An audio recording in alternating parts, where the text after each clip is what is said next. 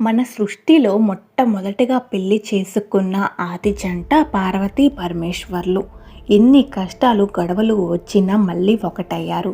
విధి ఆడిన వింత నాటకంలో ఎన్నోసార్లు దూరమయ్యి మళ్ళీ ఒకటయ్యారు. ఒకరి కోసం ఒకరయ్యి ఉన్నారు. భార్యాభర్తలంటే ఎలా ఉండాలో శివపార్వతుల్ని చూస్తేనే అర్థమవుతుంది. పార్వతీదేవి ఎప్పుడు ఎంతో అందంగా చక్కగా ఉంటుంది, అన్ని నగలు వేసుకొని. స్వామివారేమో ఎప్పుడూ పులి చర్మంతో పాముల్ని ధరించి బూడిద పూసుకొని శ్మశానాల్లో ఉంటాడు. శివుడు అలా ఉన్న పార్వతీదేవి ఎప్పుడు నాకు నువ్వు ఇలా ఉంటే ఇబ్బంది అనలేదు.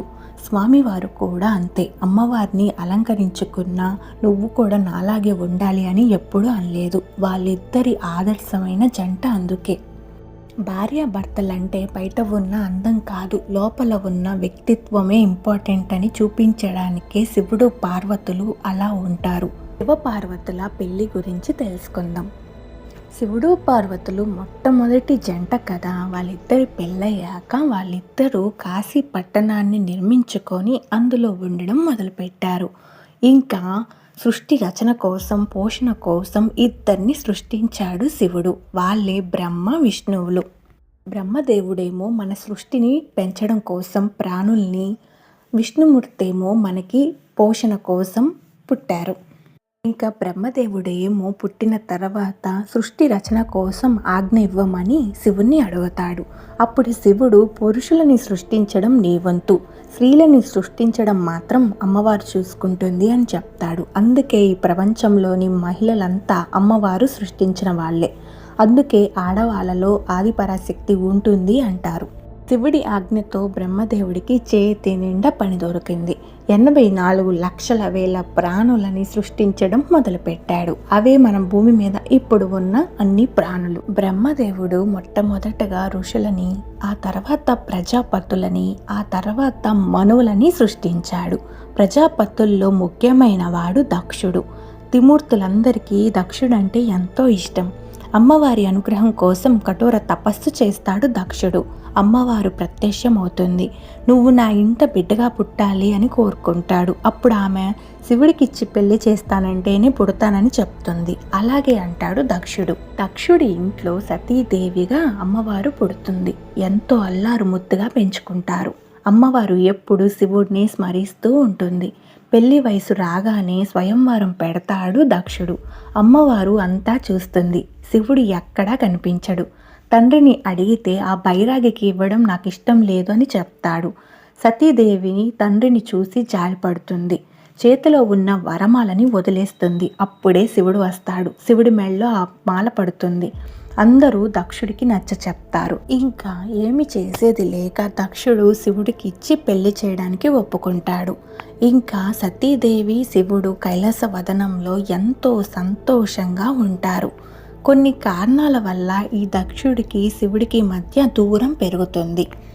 దక్షుడు ఒక యాగాన్ని మొదలుపెట్టి శివుడిని పిలవకుండా ఉంటాడు. సతీదేవి చాలా బాధపడుతుంది. యాగానికి వెళ్తానని భర్తని అడుగుతుంది. శివుడేమో పిలవని దగ్గరికి వెళ్తే మాటలు పడాల్సి వస్తుంది, వద్దు అంటాడు. అయినా అమ్మవారు అస్సలు వినలేదు.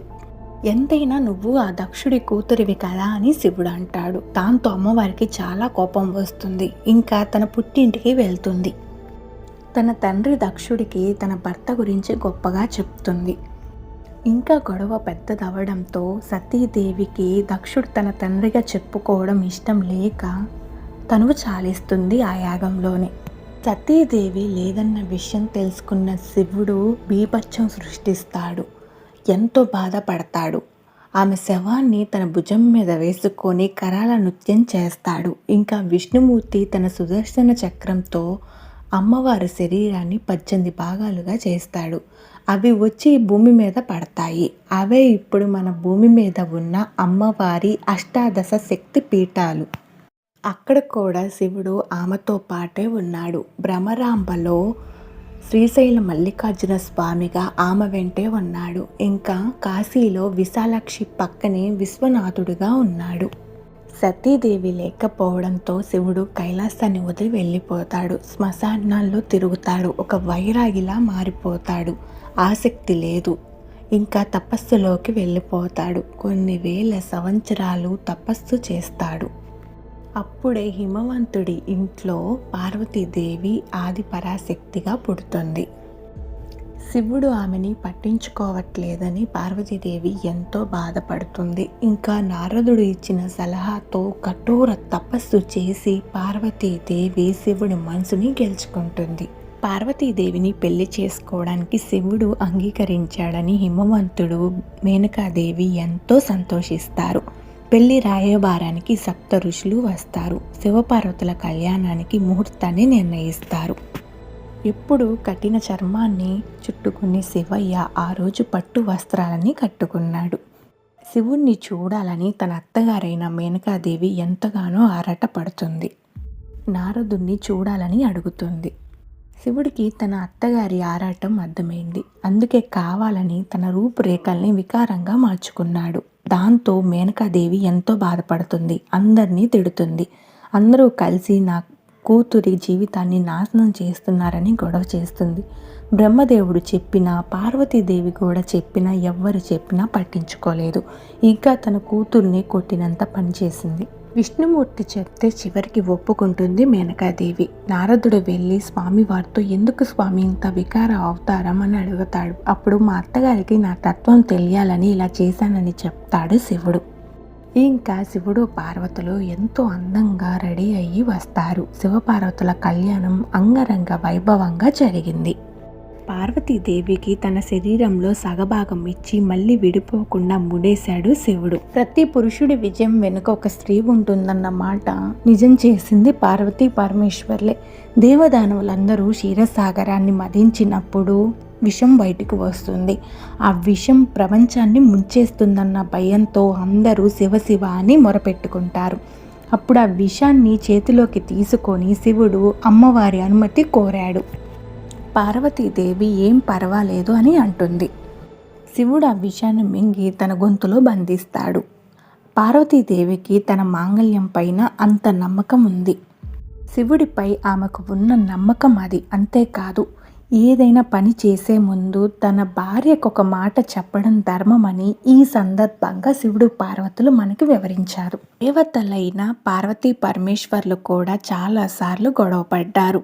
అవి కొన్నిసార్లు చిలికి గాలి వానలా మారాయి. శివుడేమో కర్పూరమంత తెల్లగా ఉంటాడు. పార్వతీదేవి ఏమో నల్లగా ఉంటుంది. శివుడు పార్వతీదేవిని కాళీ అన్నాడు. కాళీ అంటే నలుపు అని అర్థం. అందరి ముందు అలా అనడంతో పార్వతీదేవికి చాలా కోపం వచ్చింది. తపస్సుకి పూనుకుంది. బ్రహ్మదేవుడి కోసం తపస్సు చేసింది. బ్రహ్మదేవుడి అనుగ్రహంతో పార్వతీదేవి బంగారం రంగుని పొందింది. అప్పటి నుంచి అందరూ శివుడితో సహా పార్వతీదేవిని గౌరీదేవి అని పిలవడం మొదలుపెట్టారు. శివుడు పార్వతులు ఈ సృష్టిని నిర్మించిన దేవతలు అయినా ఎన్నోసార్లు గొడవలు పడ్డారు. ఎన్నో యుద్ధాలు చేశారు. వేల సంవత్సరాలు తపస్సులు చేశారు. వాళ్ళు కూడా ఎన్నోసార్లు దూరం అయ్యారు. వాళ్ళు తలుచుకుంటే ఏదైనా చేయొచ్చు, కానీ అవన్నీ భరించారు. ఎందుకంటే లోక కళ్యాణం కోసం. మనము శివుడు పార్వతుల్ని చూసి అన్నీ అర్థం చేసుకొని మన జీవితంలో మంచిగా ఉండాలని శివుడు పార్వతులు మనకి ఇన్ని కథలని చూపించారు.